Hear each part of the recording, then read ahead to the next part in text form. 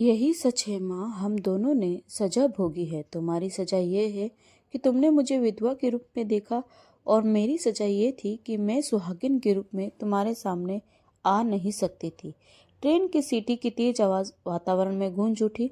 गाड़ी धीरे धीरे प्लेटफॉर्म से सरकने लगी। मनोज ने सरिता के चरण स्पर्श करते हुए कहा, भाभी पहली बार घर छोड़कर जा रही हैं, अपना और बच्चों का ध्यान रखिएगा। हाँ, सरिता ने आंचल से आंसू पोंछते हुए कहा। गाड़ी अपने गंतव्य की ओर बढ़ी चली जा रही थी, पर सरिता का मन तो उससे भी द्रुत गति से अतीत की गलियों में विचरने लगा था। 18 साल बाद आज मैं अपने मायके जा रही हूँ। पता नहीं माँ कैसी होगी। दोनों छोटी बहनें और तीनों छोटे भाई तो शायद मुझे पहचान भी नहीं पाएंगे। इन 18 वर्षों में क्या कुछ नहीं भोगा है मैंने। कोई अनजान व्यक्ति सुनेगा तो एक कपोल कल्पित कथा ही मानेगा। सब कुछ एक सपने की तरह ही तो गुजर गया। सरिता ने एक ठंडी सांस लेकर सीट की पुस्त पर अपना सिर टिका दिया। बंद आंखों में विगत मानो वर्तमान बनकर फिर से साकार हो उठा। बीए पास करते ही पिता ने धूमधाम से सरिता का विवाह प्रकाश के साथ कर दिया। प्रकाश के मामा सरिता के पिता के दोस्त थे। उन्होंने ही इस विवाह में मध्यस्थ की भूमिका निभाई थी। मामा प्रकाश की प्रशंसा करते नहीं अघाते थे। बड़ा ही होनहार है मेरा प्रकाश, कोई भी केस नहीं हारता। उसके जैसे वकील तो विरले ही होते हैं। सरिता के पिता सुनकर फूले नहीं समाते थे। शादी के दूसरे दिन सरिता विदा होकर ससुराल आ गई। ढेर सारे रस्मों रिवाजों के बाद सरिता को एक सजे सजाए कमरे में बिठा दिया गया। प्रकाश ने उसका घूंघट उठाते हुए कहा, सरिता, आशा करता हूँ सुंदरता के साथ साथ अपने मधुर व्यवहार से भी तुम घर के सभी सदस्यों का दिल जीत लोगी। प्रेम, मनोहार और समर्पण में कब रात बीत गई पता ही नहीं चला। सुबह मीठी नींद में सोई सरिता का सुंदर मुखड़ा देखकर प्रकाश अभिभूत हो उठा। सच, कितनी सुंदर जीवन संगिनी मिली है मुझे। सहसा प्रकाश की सोच को झटका लगा। सरिता की गर्दन पर एक बड़ा सा सफेद धब्बा था। प्रकाश ने ध्यान से देखा तो अवाक रह गया। यूकोडमा, उसने झकझोर कर सरिता को उठा दिया और पूछा, ये दाग कब से है तुम्हें? जी, वो सरिता सहम गई। बताओ कब से है ये दाग तुम्हें? प्रकाश लगभग चीख सा पड़ा। जब मैं 10 वर्ष की थी तब से है। बाहों और पीठ पर भी छोटा सा दाग है। बहुत इलाज करवाया, पर उफ, इतना बड़ा। प्रकाश अवाक था। उसके मामा तो सब जानते थे। उन्होंने मेरे पिता से कहा था कि सब कुछ जानकर ही आप मुझसे शादी करने के लिए तैयार हैं। सरिता रो पड़ी। मामा ने ऐसा कहा? तुम में ऐसे कौन से हीरे जड़े हैं जो इतना होने पर भी मैं तुम्ही से शादी करता? तुम्हारे पिता ने मुझसे बात क्यों नहीं की? मुझसे क्यों छिपाया? प्रकाश का गुस्से से बुरा हाल था। थोड़ी ही देर में पूरे घर में ये बात फैल गई। जो बहू कल रात तक सौंदर्य की प्रतिमा लग रही थी, वही सुबह अप्रश्य लगने लगी। सब उसे ऐसे देखने लगे मानो वो नारी नहीं कोई अजूबा हो। इसे इसके मायके ही भेज दो, रखे वो धोखेबाज अपनी बेटी को अपने ही पास। सास भी दूसरों को क्यों दोष देती हो? अपने भाई को क्यों कुछ नहीं कहती? प्रकाश के पिता ने झल्लाकर पत्नी से कहा। प्रकाश की मां ने तुरंत भाई को फोन करके पूछा। उसने बेशर्मी से कहा, जीजा जी ने मेरा टेंडर रुकवाया था ना, सबके सामने बुरी तरह जलील भी किया था मुझे। मेरे गाल पर जो थप्पड़ मारा था, ये उसी का जवाब है बहना। क्या? प्रकाश की मां हद पर रह गई। घर में जैसे सभी को सांप सूंघ गया। प्रकाश, कल ही इसे मायके छोड़ा। हमें रोगिणी बहू नहीं चाहिए। नहीं माँ, ये वहां नहीं जाएगी। किसी दूसरे की गलती की सजा ये क्यों भोगे? पर मैं किसी निरपराध को सजा देने का पक्षधर नहीं। मैं ये अब मेरी पत्नी है, इसे इसी घर में रहना होगा। यहाँ पूरा सम्मान मिलेगा इसे। हाँ, सजा भी मिलेगी इसके पिता और मेरे मामा को। मैं उन जैसे ओछो लोगों से कोई रिश्ता रखना नहीं चाहता। इसके पिता की सजा यही है कि वो जीते जी अपनी बेटी का मुख कभी नहीं देख पाएंगे।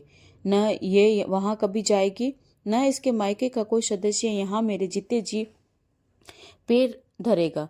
बस प्रकाश आवेश में आकर बोलता चला गया। सरिता अवाक रह गई। इतनी बड़ी सजा? पर यह सजा तो मुझ पर भी लागू होती है। मैं अपने पति के जीते जी अपने मायके के किसी भी व्यक्ति से मिल नहीं सकती। उसका सिर घूमने लगा और वो बेहोश होकर गिर पड़ी। कुछ दिन बेहद असमंज और लाचारी में बीते। धीरे धीरे सरिता खुद को घर के अनुसार ढालने लगी। समय बहुत बड़ा मरहम है जो बड़े से बड़े घाव को भी भर देता है। सरिता ने अपनी सेवा और मधुर स्वभाव से सबका दिल जीत लिया। प्रकाश ने सरिता को कई अच्छे डॉक्टरों को दिखाया।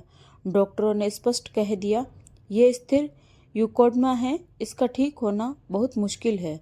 हाँ, इसे बढ़ने से रोका जा सकता है। यह स्तर के दशक की बात थी। उस समय मेडिकल साइंस उतनी उन्नति पर नहीं थी। प्रकाश और सरिता ने खुद को नियति के हवाले कर दिया। सरिता की दवा चलने लगी।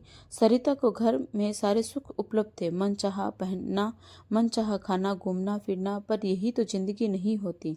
जब तक पति पत्नी में सामंजस्य न हो तब तक सारे सुख व्यर्थ ही तो होते हैं। प्रकाश का निर्लिप्त भाव सरिता के सारे सुखों को जैसे अवसाद में धो डालता था और वहां बच जाता था केवल हृदयगत पीड़ा का अवशेष। शादी के दूसरे दिन से ही प्रकाश ने न जाने कैसी चुप्पी साध ली कि लोग उसकी हंसी को भी तरस के खुद को कोर्ट के काम में बेहद मसरूफ कर लिया। प्रकाश ने सरिता पति की अपेक्षा का विष पीने को मजबूर हो गई। रात के अंतरिक्ष क्षणों में पति के आलिंगन में प्रेम की उष्मा नहीं, उपेक्षा का ठंडापन ही महसूस होता उसे। उसके मन के दर्द को समझने वाला कोई नहीं था। प्रकाश उसे प्रेम की कर्तव्य समझकर करता था। यही बात सरिता को भीतर तक छलनी कर जाती थी। समय बीतता रहा। जब सरिता को पहली बेटी हुई तो घर भर में खुशी की लहर दौड़ गई। सरिता के पिता ने सोचा अब तक दामाद का क्रोध ठंडा हो गया होगा, इसलिए बच्ची और सरिता के लिए ढेर सारे सामान अपने बड़े बेटे के हाथ भिजवा दिया। पर प्रकाश ने अपने शाले को दरवाजे से ही लौटा दिया। सरिता भाई की एक झलक मात्र देख सकी।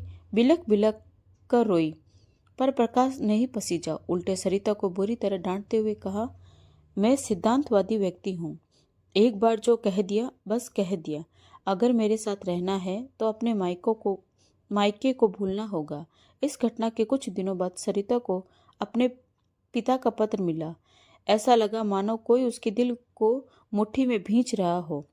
पिता ने लिखा था, हमारी परवाह मत करो बेटी, तुम ठीक से हो, यही हमारे लिए सबसे बड़ी बात है। पर कभी कभी बचपन की वो नन्ही सरिता याद आ ही जाती है, जो अपने बाबूजी के बिना एक पल नहीं रह पाती थी। खैर सुखी रहो, मैं ये दुआ करता हूँ कि हम सबको भूलने में ईश्वर तुम्हारी मदद करे। वक्त गुजरता जा रहा था, पर प्रकाश का स्वभाव वैसा ही था। प्रेम, समर्पण, सेवा और धैर्य से उसने पति का दिल जीत लिया था।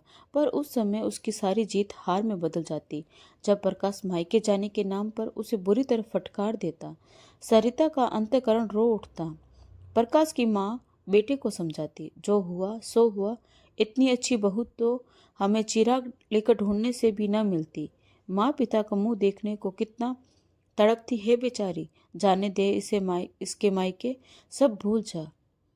ठीक है जाए, पर उसके बाद मुझे अपने लिए मरा हुआ ही समझे।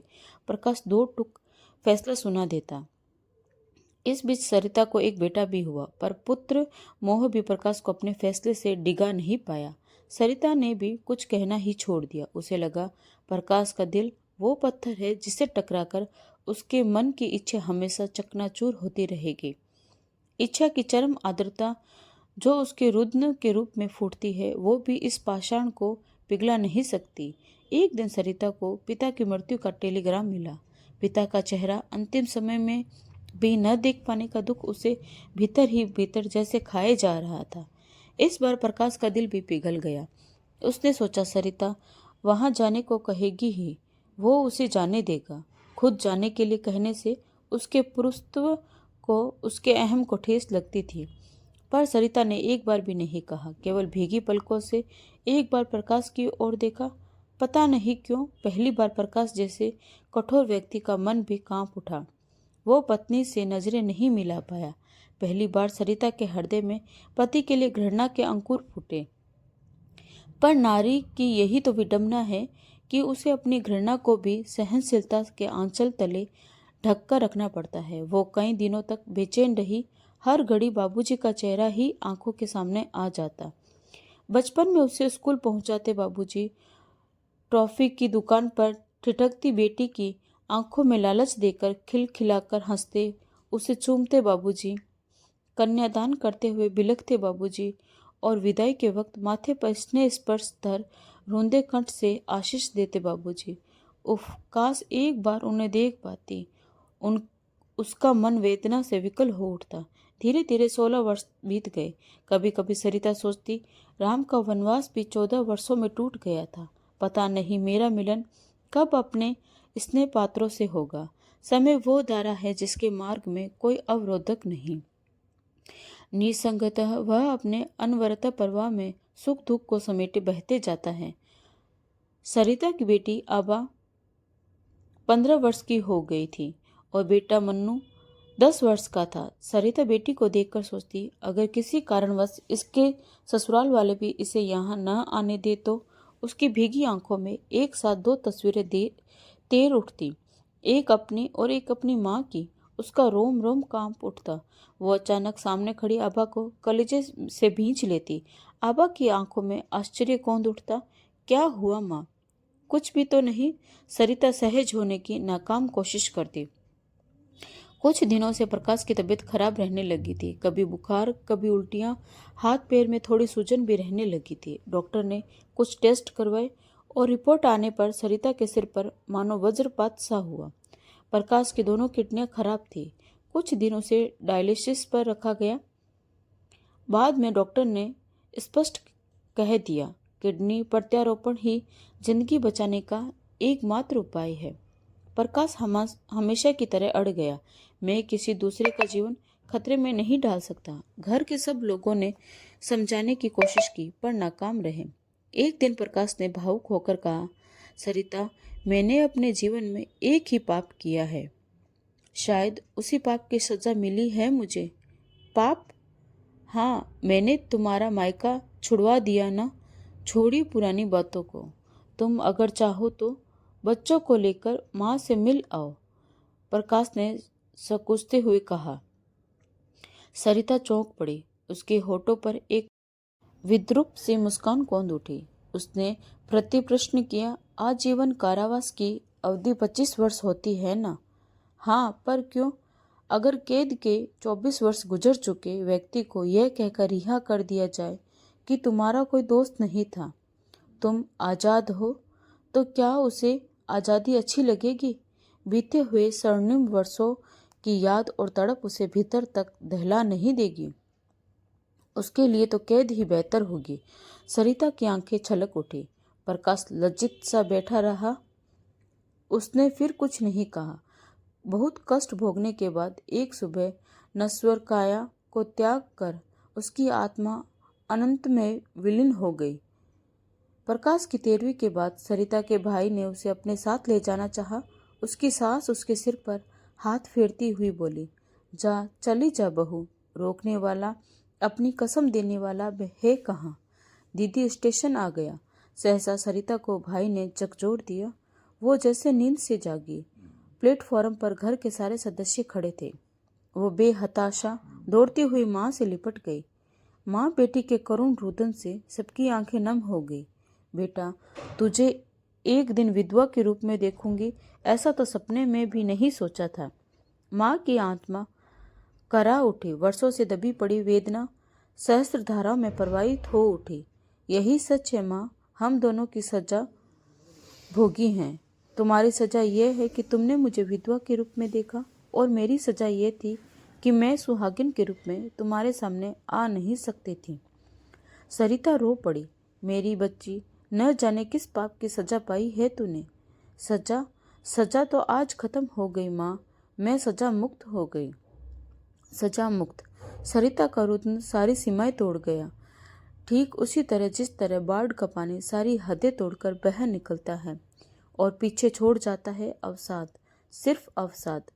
दोस्तों, आपको यह कहानी कैसी लगी? कमेंट करके ज़रूर बताएं। अगर कहानी अच्छी लगी हो तो प्लीज़ लाइक, शेयर और सब्सक्राइब ज़रूर करें। तो मिलते हैं एक नई कहानी के साथ। धन्यवाद।